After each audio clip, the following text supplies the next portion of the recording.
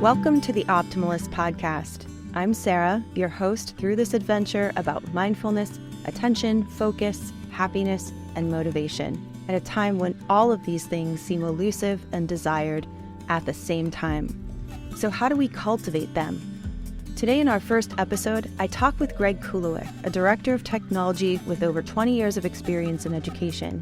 One of Greg's passions is delivering innovative professional development, and he prides himself on bringing an engaging atmosphere to schools and districts that he works with. From keynote speeches to hands-on professional learning, Greg understands educators, the complexity of change in education, and the experience of people working to navigate that change. Greg and I use this opportunity to discuss the changes happening as we speak, with the sudden influx of AI in everyday lives, and consequently, the flood of information available to us now as educators and parents. We ask, what is the delicate balance between sustaining effort on hard things and removing barriers that can be resolved with various AI tools? How does this impact the need for improved attention in the classroom? All this and more in my conversation with Greg. Have a listen. Where is the inspiration or passion that's kind of inspired what it is that you're doing today? Well, thanks, Sarah. This is super exciting to be in episode 1. So I was really fortunate to be around really great educators. There's one in particular that I have to mention, her name, Nancy Dawson. She was just this fantastic educator that I worked with when I got started as a history teacher in Plymouth, Massachusetts. And she put me on the path of using technology and kind of really thinking about what new potential kids could achieve with technology. I'll never forget, I was telling her about a project one day and she's like, oh, you should use a Web 2.0 tool. And I just nodded my head and went to my classroom and Googled Web 2.0 tool. I had no idea what she was talking about. And that began the use of, I think we used VoiceThread in that instance to do some cool work around the French Revolution. And then I did consulting for about 10 years after I was a history teacher. And then the pandemic, like all things with everyone, just made me really reconsider what my next kind of path was going to be in education. And I was just given this amazing opportunity to join a district. I really wanted to get back into a public school district. And I'm super fortunate to have the role of director of technology in a district just north of Boston, Massachusetts. And with that, I also get to do a lot of professional learning on my own with schools that fortunately I get to talk about things like artificial intelligence now. So it's just been a slow progression and just always been interested in what new opportunities technology can provide for educators and for students. Yeah, we'll come back to talking about the PD opportunities and work that you do at the end of this conversation. And I also just want to point out that something I think stands out about your career path that it seems to be a consistent is this real desire to always be working closely with the individual teachers themselves. And I think that people who choose to do that stand out in the tone of the way they present themselves and their message. And I think that that's something, and I don't know if our listeners are, if all of our listeners are diehard Twitter users as we are every day, but if you do follow Greg on Twitter, you can tell that tone of people that really are thinking of the everyday educator's best interest in the PD work and messaging that they put out. So I think that that's something commendable. So should we get into it? I think everyone's waiting Yes. for the, they're going to talk about AI. Let's get into it. So we'll kind of transition a little bit into talking about what has become probably, would you say one of your main talking points and I guess PD opportunities that you're developing now, which is talking about what AI means for the educator.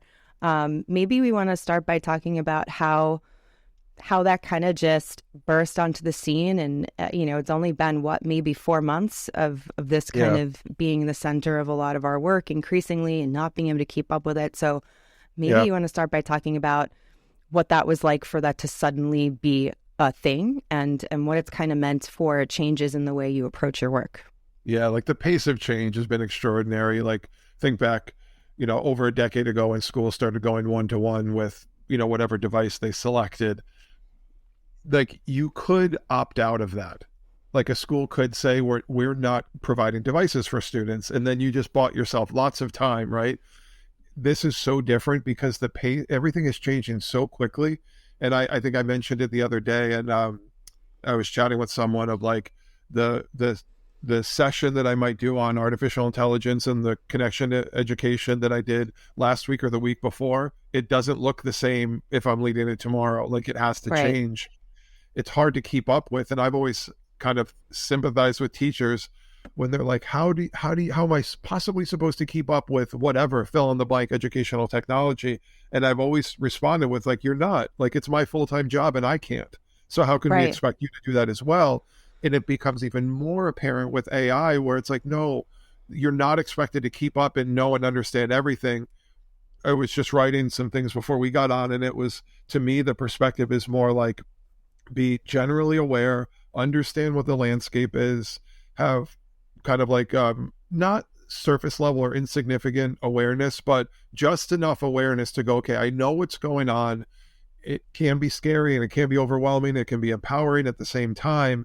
And I think it's too early to make decisions about this is how you navigate AI in education. To me, this is the time for what kind of questions do we want to ask in our department, or with our leadership teams in a district, or with teachers in a PLC. Like, it's not about answers right now at all. I think it would be premature to jump to answers and even claim that we have them. Like, there's creative ways that you can think about using the AI now with the tools that exist, generative AI tools. But if things are going to change and continue to change, likely faster than they have been over the past 4 months, any answers that we come up with now or definitive responses, like those will just outdate themselves, and it will make it harder for us to be adaptive to how things are going to change. Yeah, and I think exactly what you're referring to is part of what I tweeted of yours the other day, or I retweeted from your newsletter, was that message, which really struck me as the exact message that not just teachers, but all of us in different professions or just navigating our own lives, with this new technology, that we need to approach it with, because even the people closest to this stuff are shocked by it. So who am I, and who are you, and who is anyone in any school building anywhere? You can't fight it, and you also can't really change the way it's going to change you, but you can change the way you approach it, and just kind of know and ask. I love the way you said ask questions too, and something about the way you just described that, the not worrying too much about what the end result is, but the process of what's in the middle, what can we do as this goes on to kind of just grow along with it, because it is moving so fast. But it might be this might be the thing that helps teach us how to not feel like we have to be so responsible for every single. I mean, I taught for 14 years, and I mean, this is like a feeling that I just remember so much, of every little new thing that was introduced, feeling like, next week I have to know it so well, better than anybody. And that feeling never goes away, and it's just not necessary. And I do feel like a lot of teachers deal with that perfectionism of like, if I'm going to be responsible for my kids doing this, I have to know everything about it. And I feel like that does get to be unhealthy. Yeah. And I think too, like I remember doing an exercise maybe in my second or third year of like personality types in north, south, east, or west. And the tool that we used, I remember being a north, where if I'm presented with a new idea, I won't ask questions, implications, won't have to understand it. Like I'll do it tomorrow. Like I'll use that thing tomorrow in my practice. Whereas a different personality type, if you subscribe to that way of thinking, they may go, well, wait a minute. I don't understand it, or I haven't had time to think about it or ask questions or plan for it. But again, it's so hard though, because things are changing so quickly. But it would be problematic if anybody thought they had to start to adopt and use these technologies right away. I think it's interesting though. We're in a little bit of a different space where I think now more than ever, like I've said for years, it's more important to know when, if you're one-to-one, it's more important to know when not to use it than when to use it. Like being intentional about, we can flip the iPad over, close the Chromebook right now, because what we're doing has nothing to do with an iPad or a Chromebook or whatever. In some ways, it's exacerbated now of like knowing when it's time not to use that. So I was talking through an idea with an educator of like, well, but think about what the whole workflow could look like. You know, kids are working on a Chromebook and we have the capacity to lock down their browser and say, I'm going to limit you to a Google Doc and a website to do some research. And you're going to write your draft today, separate from AI tools. But then it might also be, foolish is too strong of a word. You might be missing an opportunity on the next day if we don't teach the student how to take their own writing that they've already crafted and drop it into an AI tool to get feedback, to have it explain what their tone is, to look for ways to improve it, to go, oh, you know what? I left out these 3 ideas. See what it looks like when you ask the tool to weave those 3 new vocabulary words into the writing that you already crafted. And then it becomes like a personal assistant. And why would we not want students to have access to like a personal on-demand tutor? Yeah. You know, so, but these are really complicated ideas too, because I was just writing back to a teacher about if a student writes a piece of work that's really personal and it might be about loss that they've experienced, and the teacher might drop that into an AI tool and it gives them very descriptive feedback, but the AI tool doesn't think to ask them like, are you okay? You know, so in that way, like it's not perfect and we shouldn't rely on it for everything, but we should start to have discussions and ask questions around what might it be good for? How might we use it to improve a student experience or make them more independent learners, and those sorts of questions? Yeah. And I'm thinking now about, a few things that you were just saying, and part of what we wanted this conversation to really help people think about was this idea of how do we start to think about effort and human effort and approaching things that are really challenging or things that make us feel like we're struggling. And I think some of the approach or ideas that are floating around out there that I see are, and these are not necessarily wrong, because I understand where they come from, but there is this, I think, instinct to jump and say, well, you know how you have those 10 kids that struggle with XYZ? Well, now they don't have to struggle anymore. And I don't know that that's the best way to think about how to use AI to not struggle. Right. That's why I like some of the language you use around approaching that balance. So why don't you talk to us a little bit about how you're thinking about that balance between sustained effort on hard things versus removing those barriers? Let's do that. So like any fantastic podcast host, Sarah and I had a pre-discussion to kind of frame some of these ideas, right? So definitely. I'm rethinking that discussion. So immense value in persisting through challenging hard work. And when there's too many barriers in place, and I like to think of it in a classroom setting around what are we actually assessing and what are arbitrary barriers that we're putting in the way of students because of previous practice or because of a belief system or an assignment that was handed down to us that we go, oh, that's what we're going to do to assess their understanding around whatever unit. So in terms of the hard work part, like I relate it to the idea of doing really challenging, monotonous physical work to improve your ability in like an athletic environment. So I was a basketball player and I would work for hours tirelessly on fundamental skills so I can make layups with both hands and dribble with both hands and, try to remove as many limitations in my game as possible. Unfortunately, I wasn't as great as an academic student as I was pursuing those athletic challenges. But the idea of persisting through challenging things, like I was watching a video by Neil deGrasse Tyson the other day, and he was like, the purpose of doing math is not because everyone's going to be a mathematician. It's because there's value in doing hard work and forcing your brain to create new pathways to think about problems that you're dealing with. And if we always avoid the new challenging pathway, then maybe we're not reaching like potential our full potential, or just kind of like growing. And even part of it is like the confidence to go, whoa, I did that. Like I couldn't do that before. And look what I achieved on my own. There's some Right. confidence in that. But then I like to balance that with students who genuinely like really struggle on tasks that are put in front of them in a classroom, and the task that's been designed has nothing to do with what's being assessed. And then Mm-hmm. I think in that instance, why are we not allowing students to use tools to remove barriers to task completion that's getting in the way of them showing what they understand?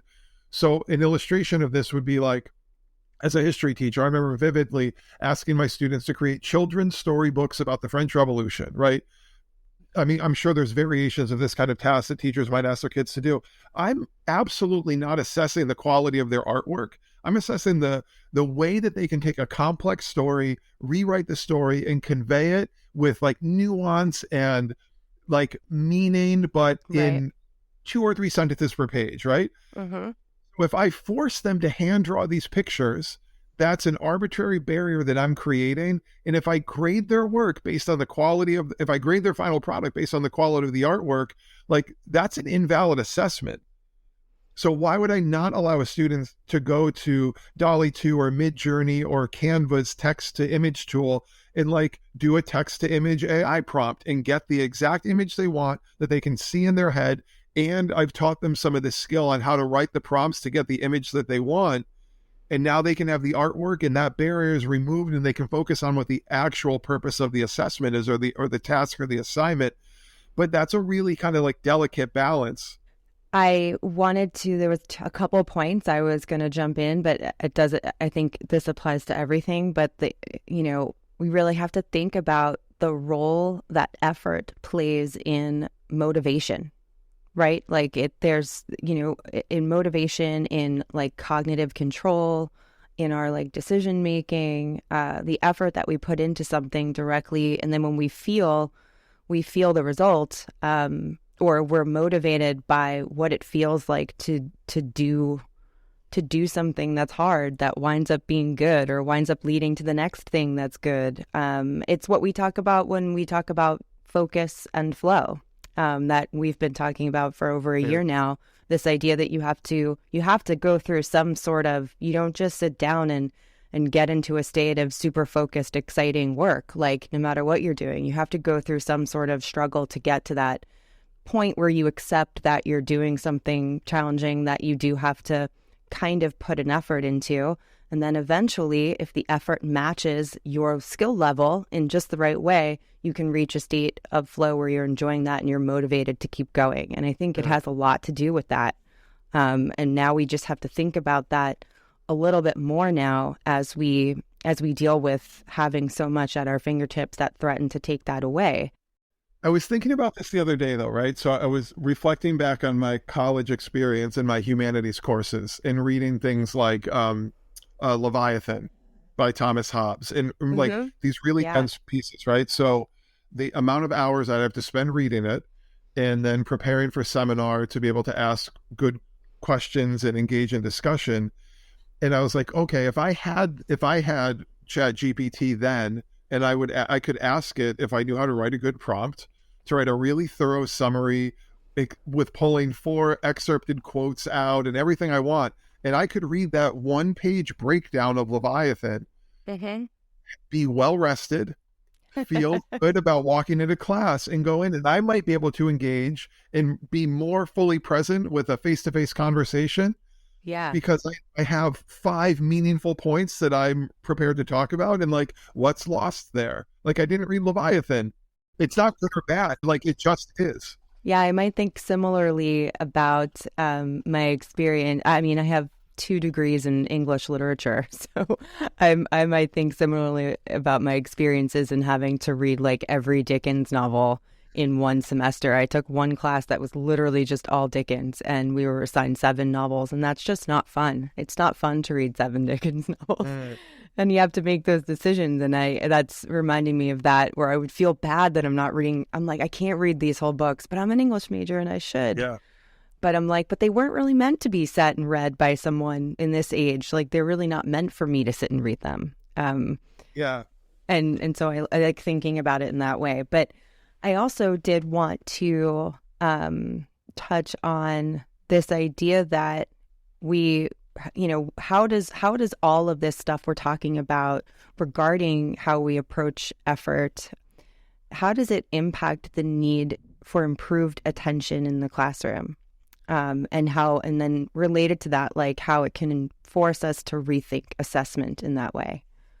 Yeah. We've been talking about this. I've been so lucky to be able to just be connected with your team at Focusable and you and Brian and Arlen and Allie. And I'm becoming more keenly aware in discussing with all of you, your work at Focusable, like how relevant focus is now, and maybe the most distracting thing that exists, technology fueled by artificial intelligence. Yeah. And how it becomes even more important. And I think it even goes back to when schools make decisions to put devices in students' hands, they're implying that they want things to look different. Do they change? Not necessarily, but you're implying that you want to change. You might do the same thing more efficiently now. That's not really change at all. You're just like, oh, we're digital, we're more organized, but that nothing's changing. But what changed was the student's experience. Like, you're throwing the wealth of knowledge of the world in front of them, good or bad, and every potential distraction is right in front of them. And you often put teachers in a position where they didn't know how, not to their fault at all. No one goes through a teacher prep program with being taught how to teach in a one-to-one environment. At least the teachers that are currently in the classroom, they didn't experience that. And you can joke around and say things like, I remember many years ago, Carl Hooker, he made a joke about, like, if you want to manage a one-to-one classroom, get the 2-foot app and the 2 eyes app. Like, it's a little bit cynical, like walk around the room, look at their screen, but it's also hard to do that when you're in the context of teaching in a class.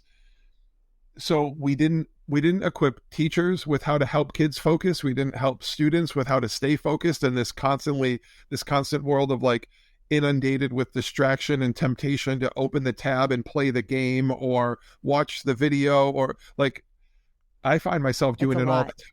Yeah, it's so much to manage. And it's probably going to become more important to be able to know how to walk away from those distractions or how to work within those distractions more than ever. Like, sit down in a meeting with any other group of adults and watch their behavior, and they're checking their phone and checking their email and going on social media. Like, we do it more than anyone else. So students are doing the same thing. And I wrote something back in December about that exact behavior, that kind of behavior in adults. And I think when we talk about, even just say the phrase social media, even, AI aside, like just social media in general, people think you're going to jump into a discussion about kids and teenagers. But if you step back and think about the adults using those things, it really does start with us. And right. Kids watch the way their parents do everything. And I don't know that we can really get so angry about the generation that has generations now that have grown up attached to these things, because, we've created this environment, even within our individual homes. They're living in crazily hyper-connected, where we're all individually connected to our own individual bubbles, which is kind of scary. Really, if you think about it that way, if you have 5 people in one household and adults and children alike each have their own bubble of influence around them. This conversation is so great because it's making me recall other things along the way. And one of them was many years ago reading The Shallows. It was the book is like, what is the internet doing to our brains? It's like we threw these things in classrooms for good reason, hoping that it would create change. And I think sometimes the research points to, like, it maybe isn't creating much change at all. Yeah. And I also, to even go back to that, the doing hard things part of it, like, in some ways we may be lucky, right? So we got to go through school without having these distractions at all. And now we get to talk about these distractions, right? So I would be really worried to think about what type of student I would have been if I had all these distractions. I know it's something I've thought about forever too. Like ever since, the first kids came into school with a phone, even a flip phone. Like I can't imagine having Yeah. needed to carry that. And I still don't know, but these are the things that sometimes I wonder if we think too much about them. But then Yeah. then something like AI bursts onto the screen, and it's like, oh, we actually didn't think enough. Yeah, and I think too that another point to this is it's not just removing barriers and creating new opportunity. I think there's a third part to this, and it's maybe an expectation that people will become either even like more efficient, more productive, or more capable. Like there Mm-hmm. was a Harvard EdCast episode with Chris Didi where he was talking about the idea of like upskilling with AI, not being Yeah. outskilled and having your job taken, but upskilling. I was like, oh my gosh, what a great way to think about this. But Yeah, then as soon definitely. as I can upskill myself with AI, now I'm expected to be able to do more. And like, Yes. how is that going to impact my ability to focus, my mental health, my need to step away and go like, while I can do that with the assistance of an AI tool, and I think they're in their infancy, like it's pretty safe to say they're all in their infancy right now. Yeah. I would hate to see what the expectations are like, what the turnaround time, the workload is going to be like, and then even to think even more, it can be a little bit more problematic too of like if everyone is using these tools, then we're evaluating each other's work, but it's not even your work that I'm I know. evaluating, or That's I'm going to I have think the about AI that. work that you generated be evaluated by the AI tool that I have, and like we're the middlemen and the AI is doing the Ugh, work on the outside. that So to I me is so scary. yeah, I worry about that too of like what are the expectations on the capacity of everyone, and are we going to leave room for kids to be where they are now and slowly improve over time and show growth over time, as Yes. opposed to, well, you have the AI tool in front of you. There's no reason why you shouldn't be able to do really well with that task right now. I'll teach you Mm-hmm. how to write a prompt, drop it in there, and then spit out something that is way better than what you could have created on your own. So just the other day, it was funny. I had to help a teacher get a YouTube video unblocked for a sixth grader, right? So she's reading Percy Jackson and the Lightning Thief. I've never read that book before. So I got the video unblocked for her. Like I saved the day as the tech director, like made her a copy of the afternoon. And I jokingly said to her, I was like, hey, I've never read that book. Would you mind writing me a one paragraph summary of Percy Jackson and the Lightning Thief? And I walked out of the room, like kind of thinking, like, there's no way a sixth grader is going to do that. Came across the hall a few minutes later and handed me a piece of paper with the summary. And then she goes, open up the paper. And I opened it and it was a summary of chapter 22. That's the Mm-hmm. one she was listening to on the YouTube video. It was like an audio read aloud for chapter 22. I was like, hey, have you ever seen text generative AI tools? She's like, no, what are you talking about? And I've never met her before. And So we sat down and I went to, I think it was Chat Sonic or whatever tool. Chat GPT was bogged down at the time. So I wrote a prompt in, it returned, and we watched it kind of generate. And generate it, she yeah. was in shock. She was like, what is this? And I was like, I haven't read the book. Read the paragraph. She read it. I was like, what do you think? She's like, whoa, that's really good. We read the second Yeah. paragraph that summarized chapter 22. I was like, is it accurate? Are the characters being described the way? She's like, oh my gosh, that's really good. So I shut the lid on my Chromebook and walked out of the room. She's like, hold on a second. What website was that? It's like, no, no, no, I'm not going to tell you. So one is that students don't know. Right. Students don't necessarily know that these things exist. We might believe that they know because my bubble of social media is like 90% AI right now. It went from like education to AI overnight. So Yep. we think they know, they don't necessarily know. If they know, it could be the same way, like that unfortunate language of like digital native, digital immigrant, where like, Yes. sure, these kids grow up with these things, but it doesn't mean they know how to use them at all. They know how to use it in the No. capacity that they're comfortable using it, but not in the Yes. way that might be really skillful, right? Mm-hmm.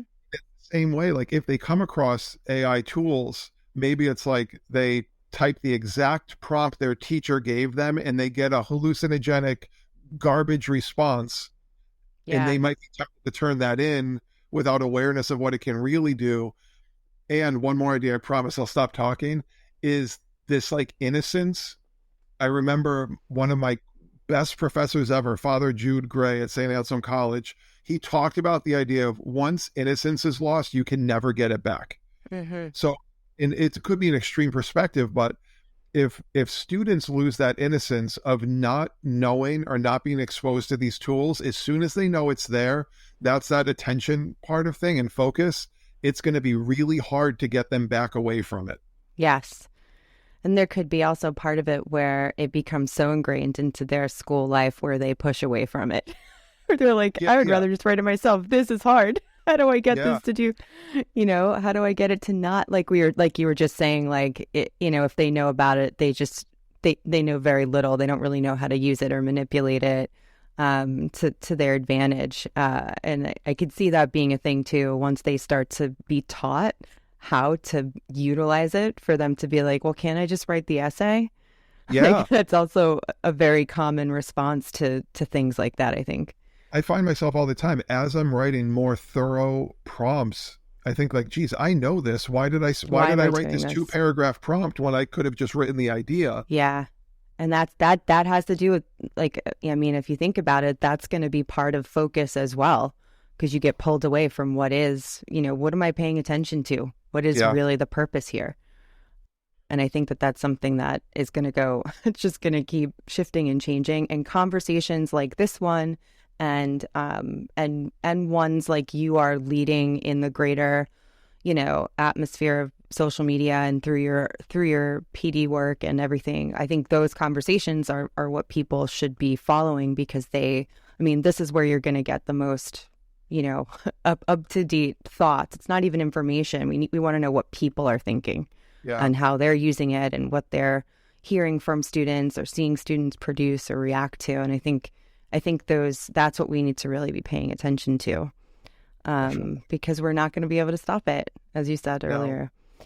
So I think we're coming up to the end of our discussion here, but I did want to ask you a couple kind of casual questions to get people to know you a little bit and to give us some insight into, maybe I love one of the things that I've always loved is I'm big on connections within, like, a person. Like, so you just talked for this whole episode really about AI and about effort and how do we make sure that we're not taking challenge away from our students and all the things that have to do with that.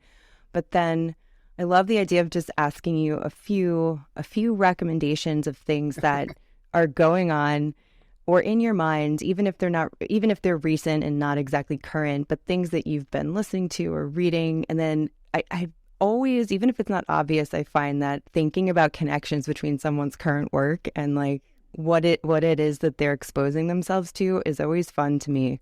Yeah. Not that I'm going to assess you on there, but I'm just putting that out there to everyone listening, that when I ask people questions like this, that's, in my mind, that's the impetus, is that I'm always looking for the layers of a person or a situation or a conversation, like, what makes up this whole experience or this being. So I wanted to ask you, and you could talk about all three of these or just mention one, but I think you're prepared to mention all three, but something you're reading now or recently, something you're watching, and something you're listening to. These are so fantastic. Reading. I love sneakers. So I was actually pointed to Shoe Dog, which is Phil Knight, the creator of Nike. It's his memoir, it's like a business motivation, aspirational book. So it's really interesting. And I think now that there's a movie coming out that's basically, it's Matt Damon and Ben Affleck's movie, which I think is kind of origin in Shoe Dog. So the book is great. I'm slowly working my way through Think Like a Monk by Jay Shetty, and then Think Again by Adam Grant. So maybe the theme is there. Theme of thinking is persisting. Yeah, see, now you're making the connections too. You gotta bring it all, thread the needle. Yeah, exactly. The watching, I was eagerly awaiting Succession to come out with its final season on HBO. So, but I find myself watching an episode and then having to watch it again because the dialogue is just so wildly fast. I've heard that. I haven't watched it, but I've heard that from other people too. Yeah. Oh my goodness. It's just fantastic dialogue and amazing character development and acting in there. The listening, I have to thank my wife and my kids, my wife Emily and my son and daughter Avery and Harper, because I used to be a DJ many ages ago. Um, Wow. yeah, so there's a nice connection. I don't know how that fits in, but Excellent. I used to have Technics 1200s and crates of records. This was pre-children and just a different part of my life. So Hmm. for my birthday, my wife and my kids got me a turntable and got me a bunch of records that they know I love. Mm-hmm. So what I've been listening to lately is Midnight Marauders, which is one of Tribe Called Quest's like seminal albums. That was like my 16-year-old Greg album. Mm-hmm. Uh, Harry's House by Harry Styles, which I think is just amazing. Yeah, And then definitely. this might catch the listeners or you off guard. Renaissance, Beyonce's like disco-ish Oh, double LP. cool. It's amazing, and the whole thing plays straight through. So as like a former DJ, I really appreciate the songs just mixed together seamlessly, which is just amazing to listen to on vinyl. So there we go. Want me to keep going?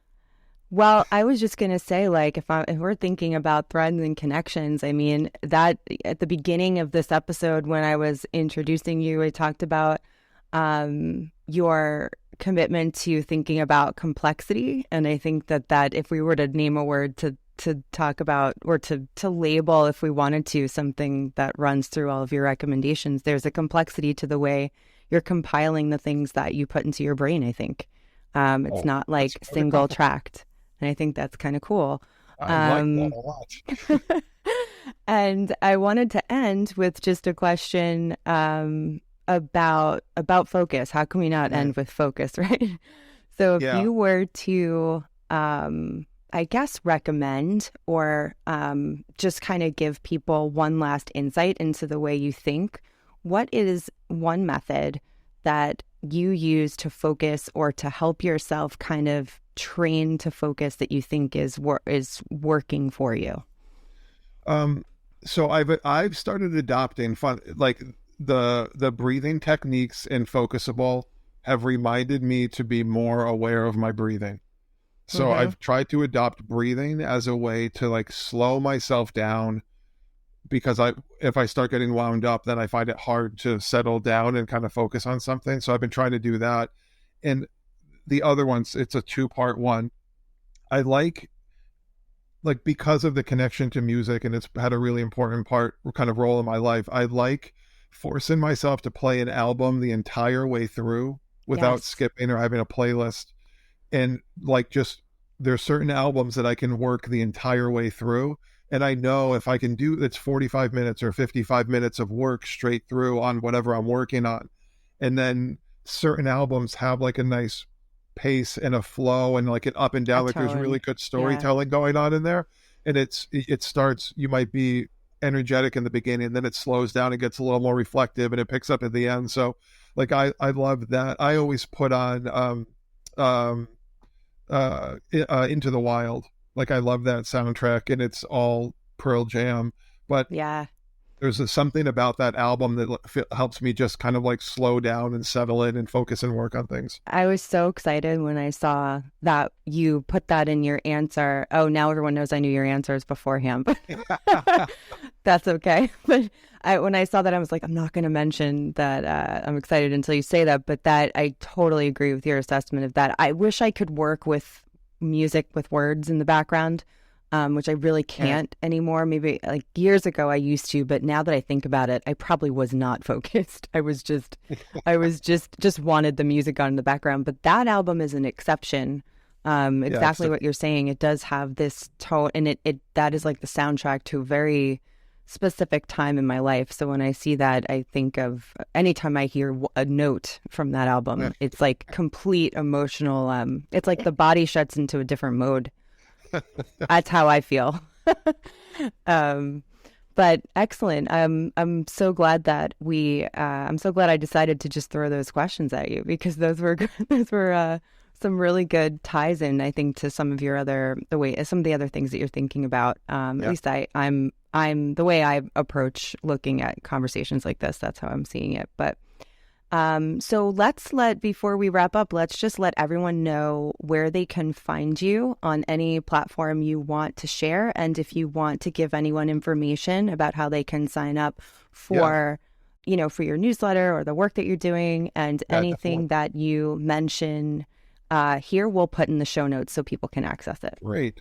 If you want to see what I'm up to, you can on social media. It's just at Greg Kulowiec on Twitter and Instagram, and obviously different type of things tend to go to different platforms, but mostly on Twitter at Greg Kulowiec. Yeah.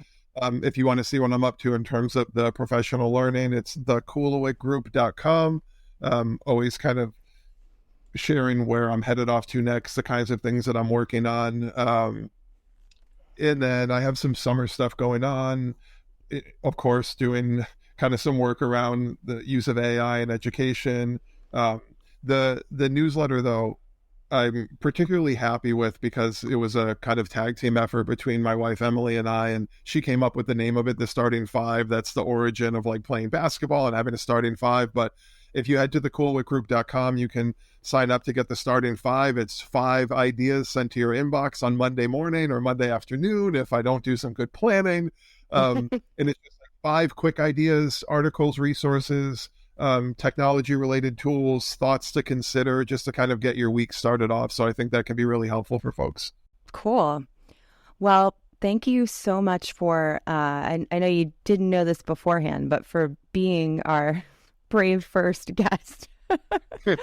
And for dealing with whatever level of organization or disorganization I brought to that experience, being that it is the first episode. But thank you so much for your time tonight, Greg. And we'll also have everything that has been talked about today, including all the resources Greg just mentioned, will be in our show notes, like I said before. And I'm pretty sure, Greg will have this episode available to his audiences as well when it goes up. Indeed. Thanks, Sarah. Well, that's a wrap on episode 1, everyone. Thanks so much for being here with us. Talking to Greg was a real joy and always is, and I hope you gained something valuable from this conversation.